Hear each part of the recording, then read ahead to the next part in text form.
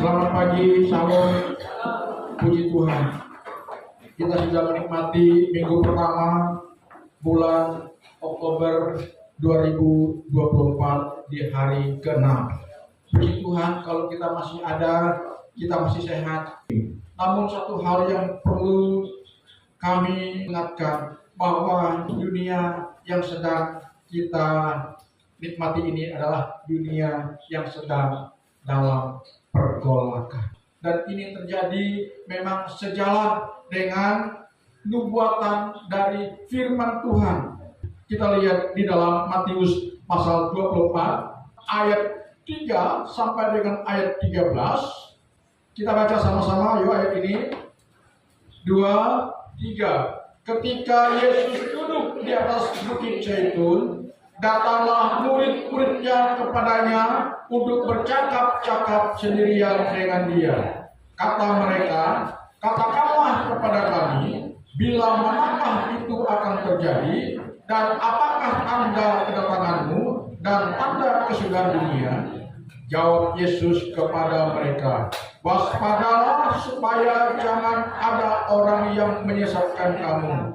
Sebab banyak orang akan datang dengan memakai namaku dan berkata, akulah Mesias, dan mereka akan menyesatkan banyak orang. Kamu akan mendengar deru perang atau kabar-kabar tentang perang. Namun berawas-awaslah, jangan kamu gelisah, sebab semuanya itu harus terjadi, tetapi itu belum kesudahannya. Sebab bangsa akan bangkit melawan bangsa, dan kerajaan melawan kerajaan. Akan ada kelaparan dan gempa bumi di berbagai tempat. Akan tetapi semuanya itu barulah permulaan penderitaan menjelang zaman baru. Pada waktu itu kamu akan diserahkan supaya disiksa, dan kamu akan dibunuh dan akan dibenci semua bangsa oleh karena namaku. Dan banyak orang akan murtad, dan mereka akan saling menyerahkan dan saling membenci. Banyak nabi palsu akan muncul dan menyesatkan banyak orang. Dan karena makin bertambahnya kedurhakaan, maka kasih kebanyakan orang akan menjadi dingin.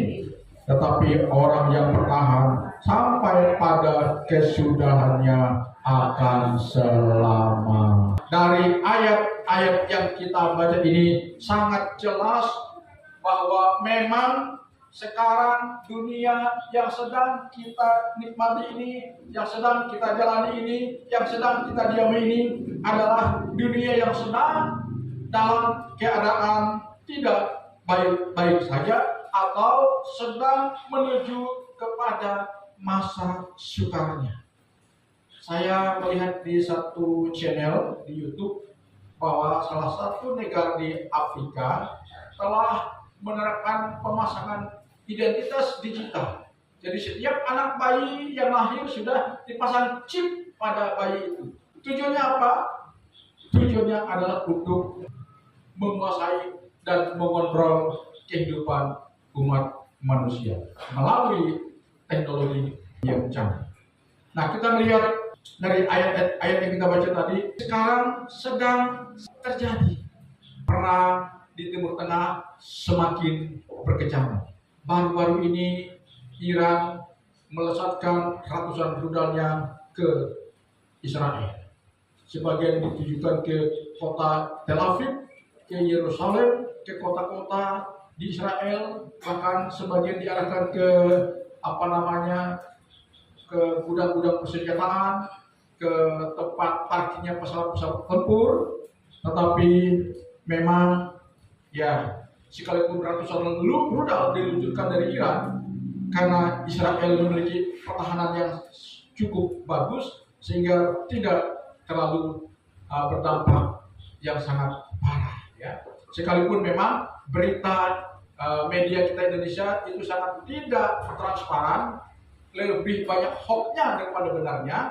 Dan saya melihat ada satu teman pendeta dalam keadaan Israel dan Iran tembak-tembakan, mereka lagi ada di Yerusalem, dan kesaksian beliau mengatakan bahwa ini kami sedang ada di Israel, dan Israel tidaklah seperti yang diberitakan oleh media kita Indonesia. Di sini ternyata tidak terlalu parah-parah amat. Ya.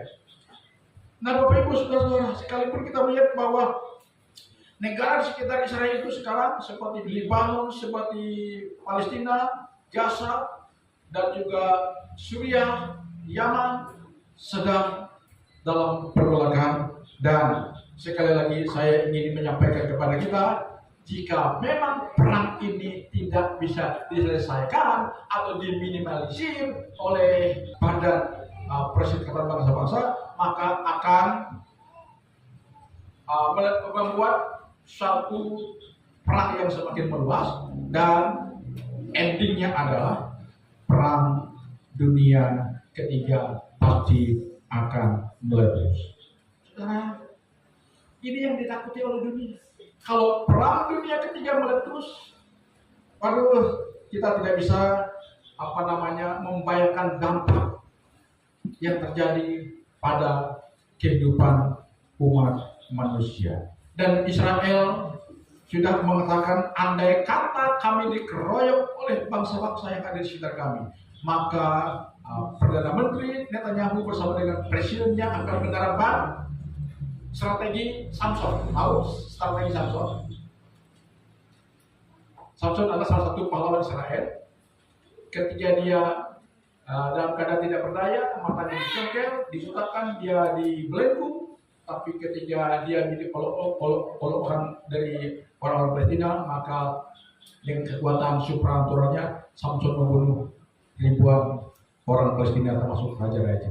Nah, jadi andai kata Israel betul-betul dihajar oleh musuh-musuh yang ada di sekitarnya, maka Israel akan menerapkan strategi Samson, yaitu mereka akan memusnahkan dirinya sendiri dan dia juga memusnahkan orang lain dengan senjata kiamat. Bayangkan saudara, mereka sudah mempersiapkan senjata kiamatnya. Ya, dia akan tembakkan senjata kiamatnya dan dia akan melenyapkan diri sendiri. Ini sangat mengerikan saudara. Kenapa itu terjadi? Dan memang Alkitab sudah menubuatkannya kepada kita.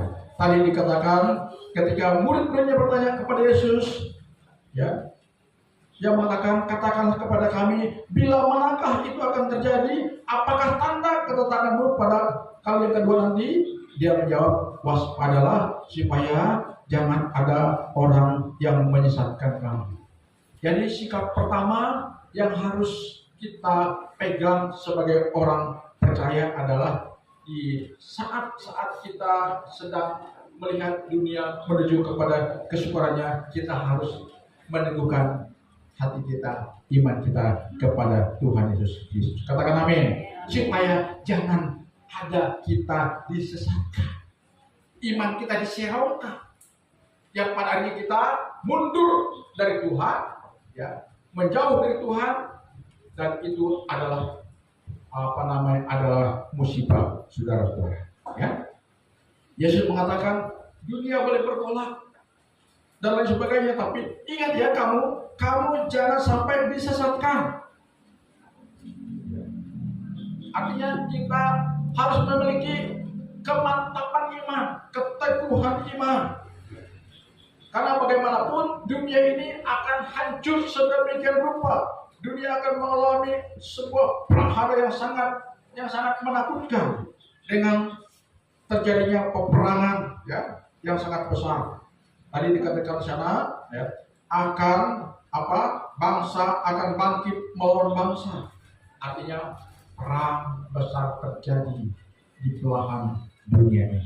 Dan kalau perang besar terjadi, dampak ekonominya pasti juga akan dialami oleh umat manusia. Dan jika dampak ekonominya juga akan terjadi, maka efeknya adalah timbulnya kelaparan di seluruh muka bumi ini. Ya, bayangkan kalau udah kelaparan, waduh, mau bagaimana lagi hidup ini, saudara-saudara? Maka akan terjadi semakin carut marutnya dunia ini, dan kita tidak bisa membayangkan bagaimana rasanya hidup dalam kondisi yang demikian. Tetapi sekali lagi saya ingin mengatakan kepada kita, kita berdoa kepada Tuhan agar kita tidak mengalami masa-masa yang sangat sukar seperti ini. Katakan amin. Ya, katakan amin. Kita berdoa kepada Tuhan, Tuhan, janganlah kiranya kondisi ini diperhadapkan kepada saya. Bisanya kita berdoa berikan? Saya katakan bisa. Jawabannya tergantung dari Tuhan. Karena hidup ini adalah semua diputuskan oleh Tuhan. Tetapi satu hal yang harus ada pada kita, yang pertama tadi, kita jangan mudah digoyahkan dalam keimanan kita kepada Tuhan Yesus Kristus. Karena bagaimanapun kedurhakaan itu semakin hari semakin bertambah dalam dunia ini. Dan Alkitab mengatakan kepada kita, ya, orang yang bertahan sampai kepada kesudahannya itu yang akan selamat. Dan kalau Tuhan mengatakan orang yang bertahan sampai kepada kesudahannya, jadi sikap kita sebagai orang Kristen bagaimana? Apa yang harus kita lakukan? Yang kita lakukan hanya satu saja, saudara-saudara. Satu saja yang harus betul-betul kita perhatikan dan jangan sampai dianggap sepele. Jangan ini dianggap sebagai sesuatu yang remeh, enteng. Dan jangan sampai kita mengabaikan ini, yaitu kita harus hidup benar di dalam pemandangan Tuhan. Katakan amin. Mari katakan, saya harus hidup benar dalam pemandangan Tuhan. Ini yang Tuhan mau dari kita. Hari-hari ini Tuhan menuntut kepada kita, orang yang sudah mengaku percaya kepadanya, kepada karya penebusan Tuhan di kayu salib. Kita harus mampu menunjukkan perilaku hidup benar di dalam pemandangan Tuhan. Dan kalau kita sudah berusaha hidup benar dalam pemandangan Tuhan, saya percaya dampaknya kita akan juga berusaha untuk hidup benar dalam pemandangan sesama manusia. Kitab Roma mengatakan, ya, di dalam kitab Roma pasal 2 ayat 4-10, saya mau bacakan buat kita. Demikian bunyinya, maukah engkau mengungkap kekayaan kemurahan Tuhan, kesabarannya, kelapangan hatinya? Tidakkah engkau tahu bahwa maksud kemurahan Tuhan ialah menuntun engkau kepada pertobatan? Tetapi oleh kekerasan hatimu yang tidak mau bertobat, engkau menimbun murka atas dirimu sendiri, pada hari mana murka dan hukuman Tuhan yang adil akan dinyatakan. Tuhan akan membalas setiap orang menurut perbuatannya, yaitu hidup kekal kepada mereka yang dengan tekun berbuat baik, mencari kemuliaan, mencari kehormatan, dan mencari ketidakbinasaan. Tetapi murka dan geram kepada mereka yang mencari kepentingan sendiri, tidak taat kepada kebenaran, melainkan taat kepada kelaliman. Penderitaan dan kesesakan akan menimpa setiap orang yang hidup berbuat jahat, pertama-tama orang Yahudi dan juga orang Yunani. Tetapi kemuliaan, kehormatan, damai sejahtera akan diperoleh semua orang yang berbuat baik. Ya, ini kata Tuhan. Apa maksud daripada ayat yang barusan saya baca ini? Maksudnya adalah tuntutan Tuhan, permintaan Tuhan, kehendak Tuhan yang harus kita pegang adalah kita harus mengupayakan diri kita hidup benar di dalam pemandangan Tuhan. Katakan amin. Hidup benar dalam pemandangan Tuhan. Ini yang Tuhan minta kepada kita dalam kita menyikapi situasi akhir zaman yang sedang menuju kepada masa sukarnya. Jangan lagi bermain-main dengan kehidupan ini. Tuhan sudah menampi kita, orang-orang Kristen yang tidak siap ditampi, ya mereka keluar dari sini, lari meninggalkan kasih karunia Tuhan, makin jauh dari Tuhan. Dan ingat saudara, kalau saudara ditampi, diingatkan Tuhan, ditegur Tuhan, kita tidak bersedia untuk hidup benar dalam pandangan Tuhan, maka kita akan cenderung pada akhirnya menjauh dari Tuhan.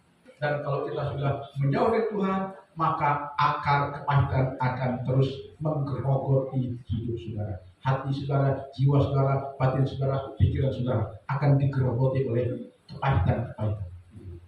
artinya ketidaknyamanan itu akan menggerogoti hati kita. Itu hukum yang kita akan alami di dunia ini, belum nanti di akhirat, saudara.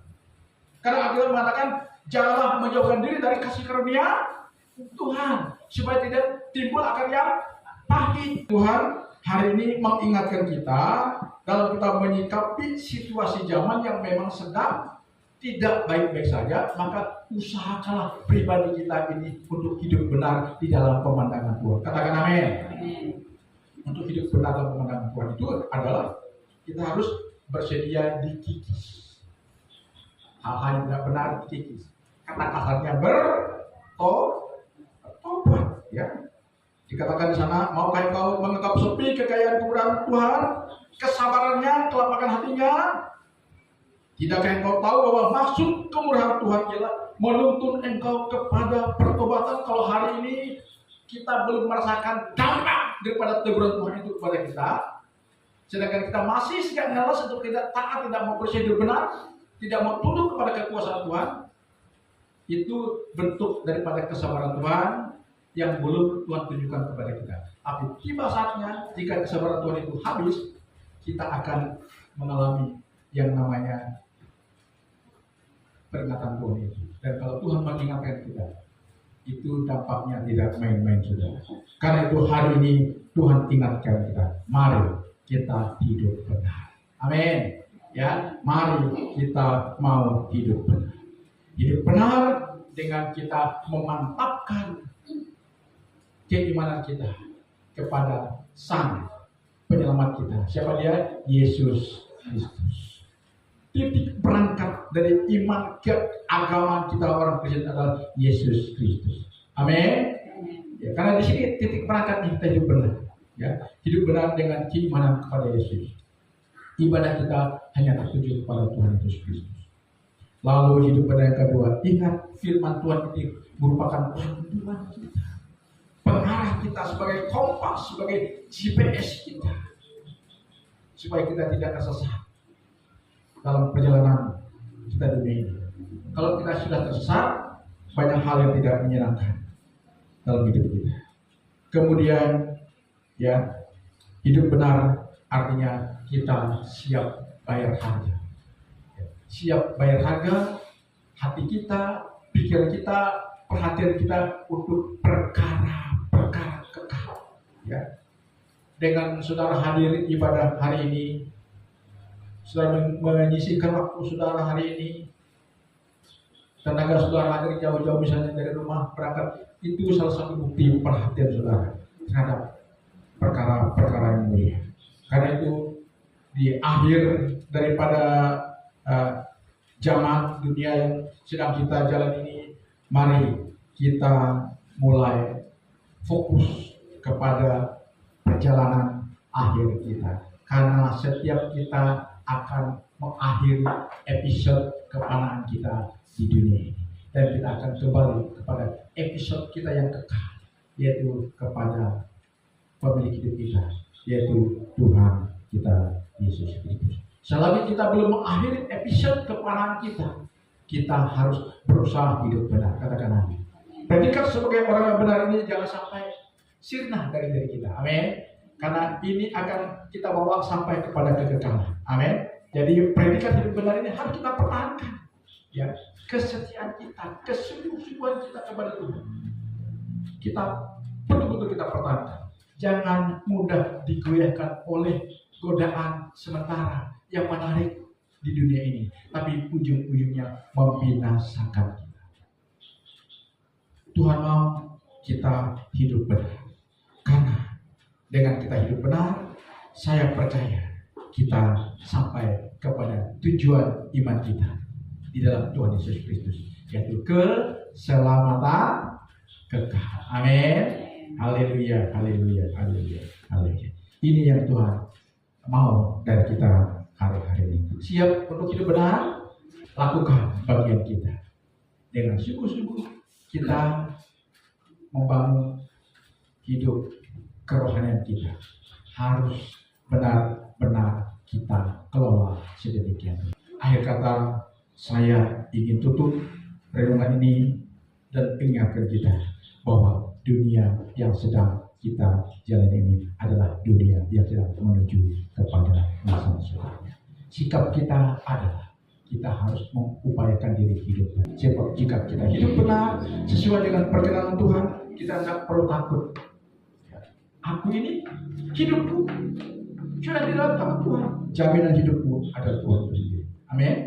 Jadi kita sudah mengasuransikan hidup kita kepada Tuhan. Amin. Dialah jaminan hidup kita dengan kita bersedia benar sesuai dengan kehendak Tuhan. Tuhan Yesus memberkati.